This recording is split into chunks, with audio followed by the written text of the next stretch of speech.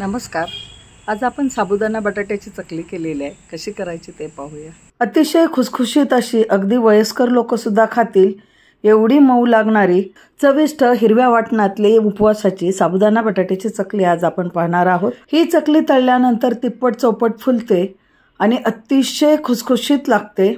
आवाज ऐका। अशा प्रकारची गोल गरगरीत खुसखुशीत चकली बनवायची असेल तर आपण एक सिक्रेट ट्रिक वापरलेली आहे। त्यामुळे व्हिडिओ स्किप न करता पूर्णपणे पहा, म्हणजे तुम्ही बनवलेली चकली सुद्धा मऊ खुसखुशीत गोल गरगरीत बनेल। उपवासाची परफेक्ट चकली बनवायची असेल तर त्यासाठी साबुदाण्याचं योग्य प्रमाण, बटाट्याचं योग्य प्रमाण, शिजवण्याची पद्धत, साबुदाणा भिजवण्याची पद्धत, चकली बनवताना मध्येच तुटू नये म्हणूनही एक ट्रिक वापरलेली आहे। त्यामुळे व्हिडिओ सुरुवातीपासून शेवटपर्यंत पहा। तसेच उन्हाळी वाळवणाच्या अनेक रेसिपी आहेत, त्यांची लिंक सुद्धा डिस्क्रिप्शन बॉक्समध्ये देत आहे।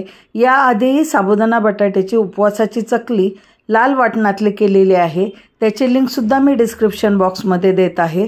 तेथे जाऊन तुम्ही चेक करू शकता। त्या रेसिपी तुम्हाला तेवढ्याच आवडतील।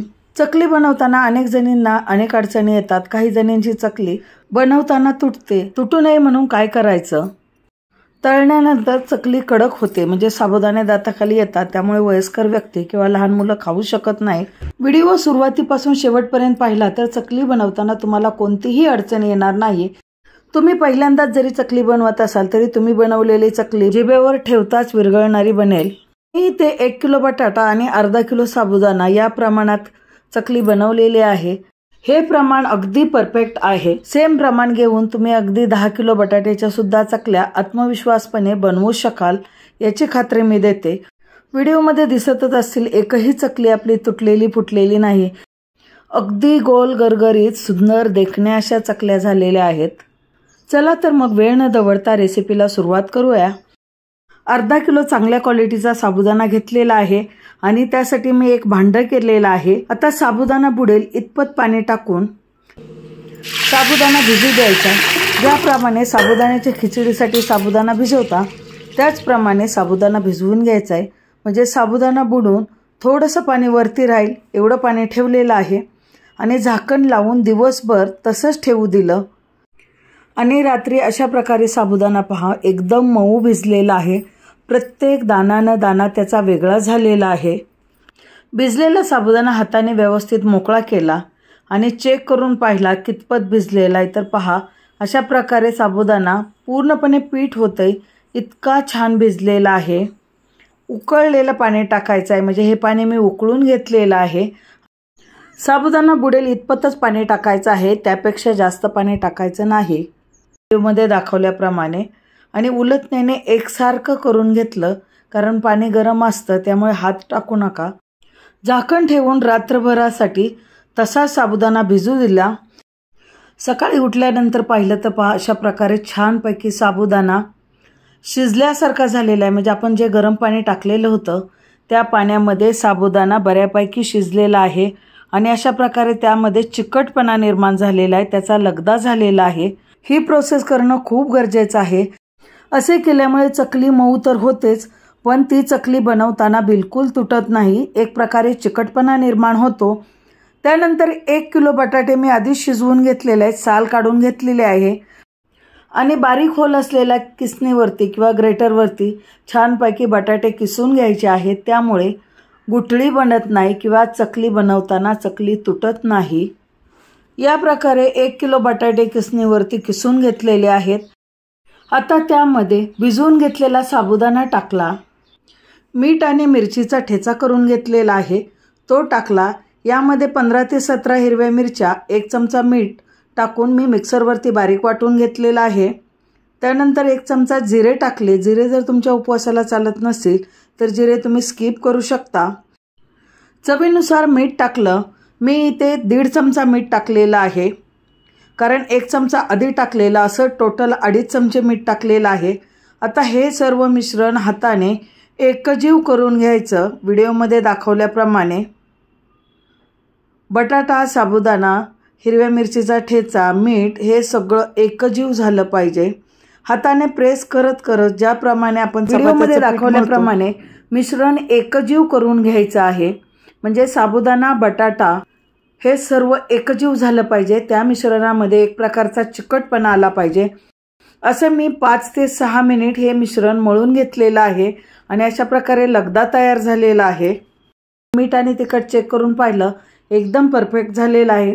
कमी जास्त असेल तर या स्टेजला तुम्ही ॲड करू शकता. तुम्ही बनवलेलं मिश्रण जर चिकट नसेल, चकली तुटत असेल तर काय करायचं, मिक्सरच्या मोठ्या भांड्यामध्ये काही सेकंदासाठी मिश्रण फिरवून घ्यायचं आणि नंतर चकल्या बनवायच्या. एकसारख्या चकल्या बनतील. चकली बनवण्यासाठी हा चकली मेकर, काही ठिकाणी याला शेवगा बोलतात, काही ठिकाणी सोऱ्या बोलतात, काही ठिकाणी साच्या बोलतात. आमच्याकडे याला शेवगा बोलतात. तर त्यामध्ये चकली बनवण्याची चकती टाकलेली आहे आणि चमच्याच्या साहाय्याने मिश्रण व्यवस्थितपणे दाबून भरून घ्यायचं. दाबून भरून घेतल्यामुळे त्यातील हवा निघून जाते आणि चकली बनवताना चकली तुटत नाही. शेवग्याला वरचं झाकण लावून घेतलं आणि बेडशीट अंतरलेलं आहे आणि त्यावरती प्लास्टिक पेपर अंतरलेला आहे. प्लास्टिक पेपर अंतरल्यामुळे चकल्या अलगद निघतात. प्लास्टिक पेपरला तेल लावायची बिलकुल गरज नाही. तर अशा प्रकारे पहा किती सुंदर चकल्या होत आहेत. चकली तुम्ही एकट्याने बनवू शकता. अगदी 1 तासाभरात या चकल्या बनवून होतात. जर तुमची चकली तुटत असेल तर पुन्हा मिश्रण थोडंसं मी सांगितल्याप्रमाणे मिक्सरवरती फिरवून घ्या किंवा हाताने व्यवस्थित मळून घ्या, म्हणजे चकल्या बनवताना तुटणार नाहीत. मी अशा प्रकारे पहा किती सुंदर चकल्या बनलेल्या आहेत. एकही चकली आपली वाकडे तिकडे आली नाही. गोल गरगरीत एकसारख्या वेलाच्या चकल्या बनलेल्या आहेत. ह्या 1.5 किलोच्या प्रमाणातल्या चकल्या मी 1 तासाभरात बनवलेल्या आहेत. तुम्ही एकट्यानेही हे बनवू शकता. अतिशय साधी सोपी रेसिपी आहे. फक्त थोडीशी काळजीपूर्वक केली तर चकल्या ह्या वर्ष काय 2 वर्षही छान टिकतात. 1 किलो बटाटा आणि अर्धा किलो साबुदाण्यापासून एवढ्या प्रमाणात चकल्या झालेल्या आहेत. मी दिवसभर तशाच ठेवल्या, म्हणजे सकाळी लवकर चकल्या बनवल्या आणि संध्याकाळी 4 वाजता मी चकल्या उलटून घेतल्या. ऊन कडकडीत असतं, शक्यतो डायरेक्ट उन्हामध्येच या चकल्या बनवा, म्हणजे छानपैकी त्या वाळतील. तसंच त्या चकल्याचं मिश्रण हे आंबणार नाही, कारण आपण बटाटा शिजवून घेतलेला आहे आणि साबुदाण्यामध्ये गरम पाणी टाकलेलं आहे. त्यामुळे तयार केलेलं मिश्रण हे फार काळ ठेवू नका. लगेचच त्याच्या चकल्या बनवा. आणि अशा प्रकारे 2 ते 3 दिवस मी कडकडीत उन्हामध्ये वाळवून घेतल्या आणि तयार चकल्या एवढ्या प्रमाणात झालेल्या आहेत. या चकल्या हवाबंद डब्यामध्ये ठेवून द्यायच्या आणि 3-4 महिन्यानंतर एखादा तासभर त्याला ऊन लावायचं. असे केल्यामुळे या चकल्या अगदी 2 वर्ष 3 वर्षसुद्धा छानपैकी टिकतात. व्हिडिओमध्ये दाखवलेल्या प्रमाणामध्ये आणि पद्धतीनुसार जर तुम्ही चकल्या बनवल्या तर तुमच्या चकल्या कधीच बिघडणार नाहीत. अगदी मऊ खुसखुशीत गोल गरगरीत बनतील. करून पहा आणि नंतर मला सांगा की तुम्ही बनवलेल्या चकल्या कशा झाल्या आहेत. रेसिपी आवडली असेल तर जास्तीत जास्त लोकांना शेअर करा, लाईक करा आणि हो, चॅनलवरती नवीन असाल तर सबस्क्राईब जरूर करा. वेळात वेळ काढून व्हिडिओ पूर्णपणे पाहिल्याबद्दल धन्यवाद. पुन्हा भेटू अशाच नवीन रेसिपीमध्ये. तोपर्यंत बाय बाय. Take care.